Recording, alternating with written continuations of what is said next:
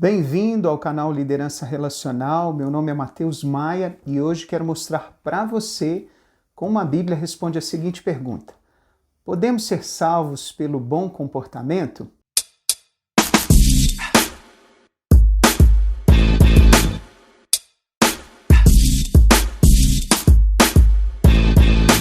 Olá pessoal, gostaria de pedir para você que é novo aqui no canal se inscrever e marcar o sininho. E também não deixar de curtir e deixar uma sugestão ou um elogio. Muito obrigado!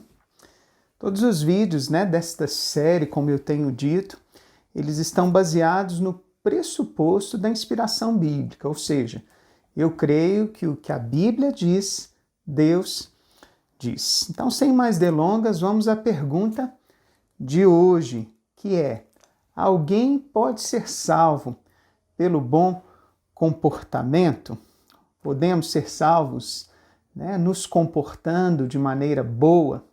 Em Gálatas 2:16 diz assim: sabendo, contudo, que o homem não é justificado por obras da lei, e sim mediante a fé em Jesus Cristo, também temos crido em Jesus Cristo, para que fôssemos justificados pela fé em Cristo e não por obras da lei, pois por obras da lei ninguém será justificado. Na versão NVI diz: e não pela prática da lei, porque pela prática da lei ninguém será justificado.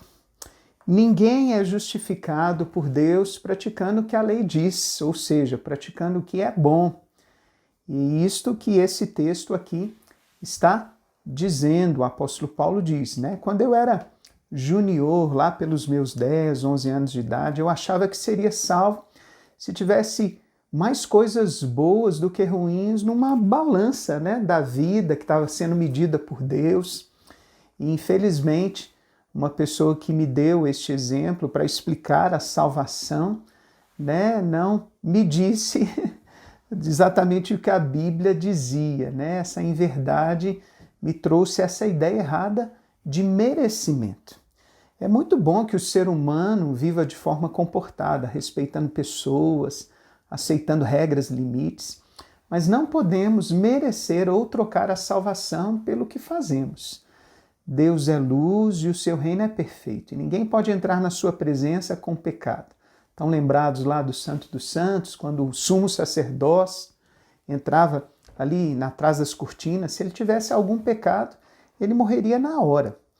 E não há absolutamente ninguém que seja completamente irreprovável diante de Deus. A Bíblia diz lá em Romanos 3:23 que todo homem pecou e precisa da glória de Deus. Agora pense comigo, se alguém fosse salvo pelo seu bom comportamento, qual a razão de Jesus Cristo ter morrido na cruz? Qual o sentido da morte e ressurreição de Jesus? Se a salvação viesse pelo bom comportamento do homem, toda a obra do Calvário poderia ser descartada. Nem precisaríamos de Deus. O apóstolo Paulo foi um dos homens mais zelosos na lei judaica. A sua observância dos mandamentos do Antigo Testamento era admirável.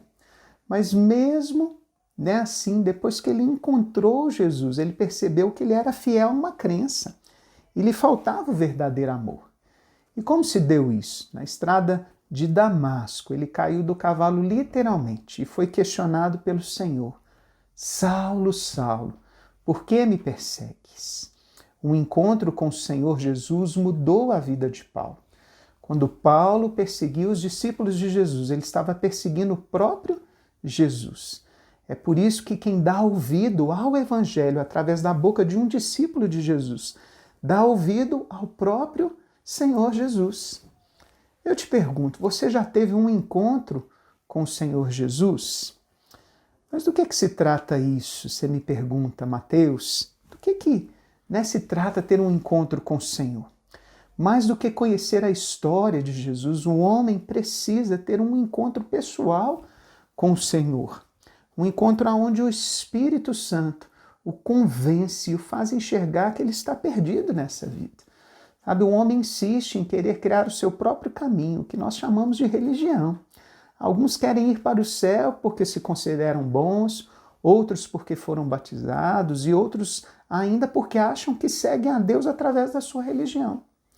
Mas do início ao fim, a Bíblia nos mostra que o caminho é um só. Ele se chama Jesus. Aqui em Efésios 2, 8 a 10, está escrito: porque pela graça vocês são salvos mediante a fé. E isto não vem de vocês, é dom, é presente de Deus, não de obras, para que ninguém se glorie. Pois somos feitura dele, criados em Cristo Jesus para boas obras, as quais Deus de antemão preparou para que andássemos nelas. Por meio do favor de Deus e da fé que ele produz no nosso coração, nós recebemos o presente da salvação. E é claro, quando somos de Jesus e andamos nele, nossa vida vai nos levar a praticar o que é bom. Mas para comigo e pensa um pouquinho. Um bom comportamento é o resultado da transformação que Jesus traz. Mas nunca o comportamento pode gerar transformação. Se fosse assim, nós estaríamos negando a ação efetiva de Deus como ser soberano e suficiente, capaz de nos salvar, enviando teu Filho Jesus.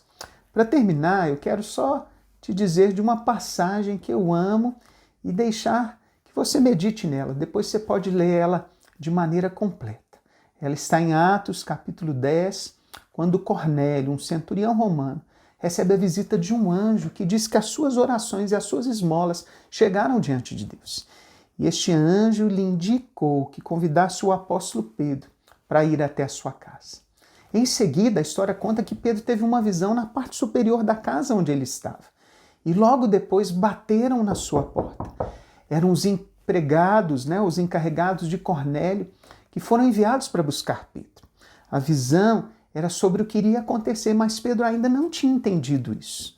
Quando Pedro chega à casa daquele homem, ele entende que Deus não fazia acepção de pessoas, que Deus não era apenas dos judeus.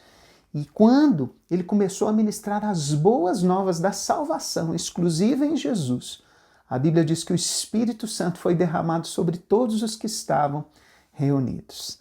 Aquelas pessoas tiveram um encontro com Jesus, assim como Paulo teve.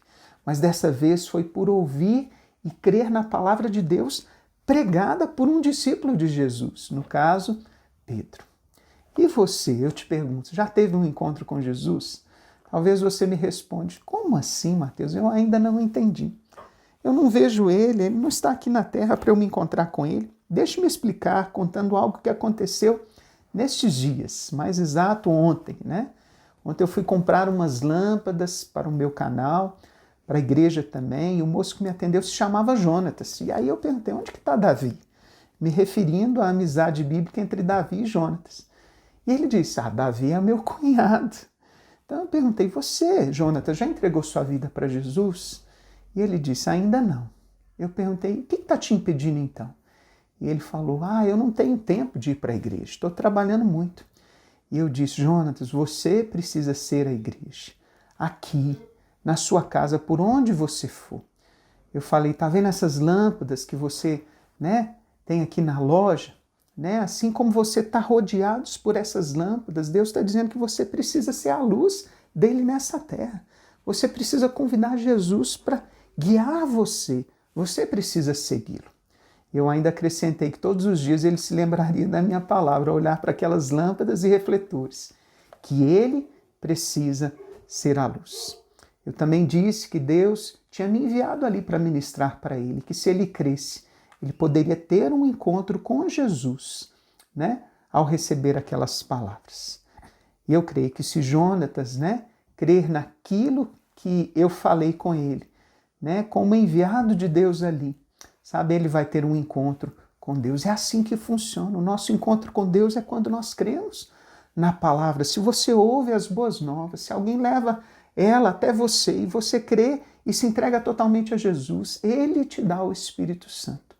E sua vida, a partir daí, começa a mudar. Termina aqui mais um vídeo da série A Bíblia Responde. E lembre-se, leia e obedeça a palavra de Deus para ter uma vida bem-sucedida. Um forte abraço.